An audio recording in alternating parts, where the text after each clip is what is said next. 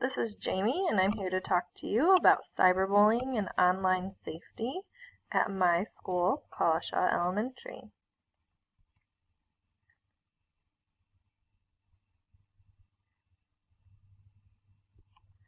Collishaw has 3 things in place that help us to train kids up to know bullying and cyberbullying is not accepted and give them tools in their toolkit to regulate their emotions and behaviors. And then we have just a small piece that helps us to create a contract with students with BYOT as well as use of computers while at school. So we use the zones of regulation, and we teach the kids just how to regulate their emotions. But first we help them to identify their emotions. So we have the blue zone, green zone, yellow zone, and red zone.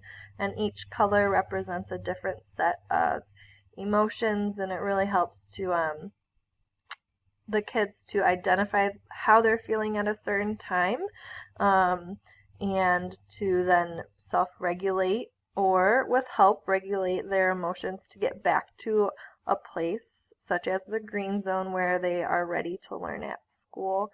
In addition to teaching each zone of regulation and the feelings that accompany that zone, we also provide them with tools to use to get them back to the green zone.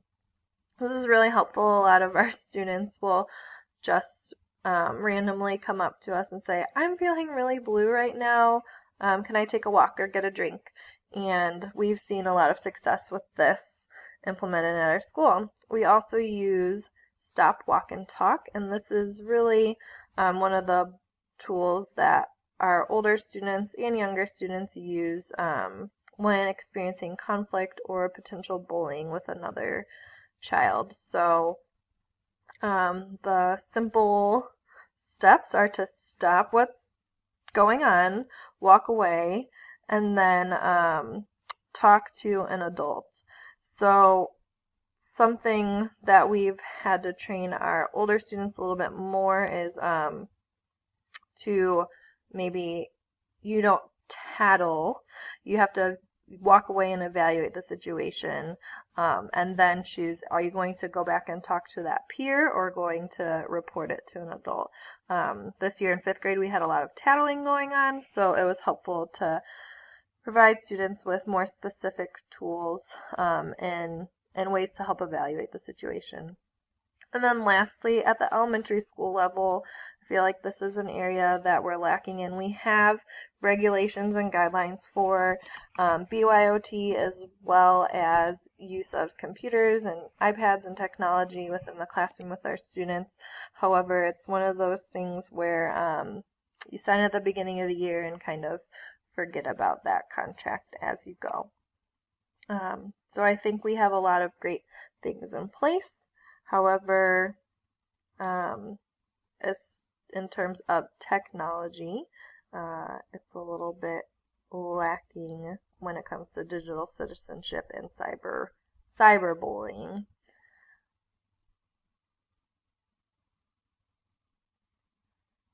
So just a little bit more about the zones of regulation. Our goal is to teach the character that's behind the screen. So we really want to train kids to be children of good character and integrity, and the zones allows them to identify when they're maybe in the red zone and they might not make good choices because they're so angry or so frustrated. And I think the first step to preventing the cyberbullying piece and to train kids how to be a good digital citizen is to train them how to prevent bullying in general, and as well as being a good citizen in general, because that will carry over into all areas of their lives.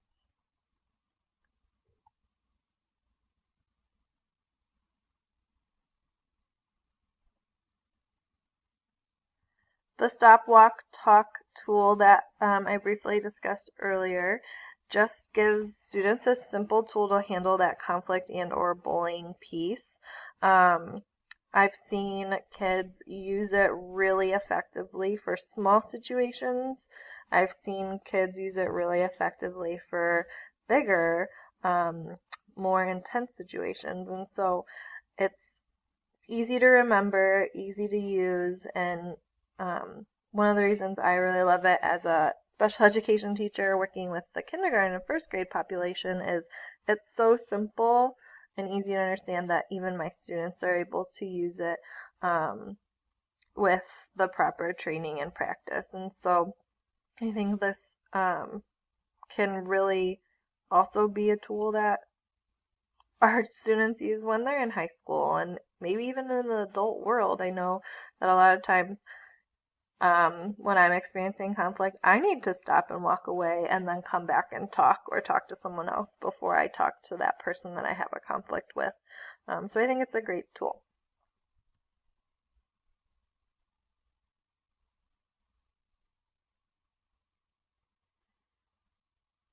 So one of the things that I question at our school is how many of our students truly adhere to the BYOT guidelines, as well as how many of our students are acting appropriately while online, at home or at school.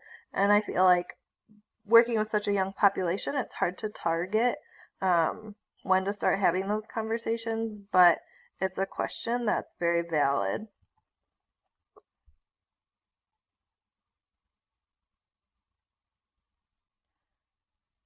So I think there are a few things that Kalasha can do to help deter children from cyberbullying and to help them decide what it takes to be a good online citizen.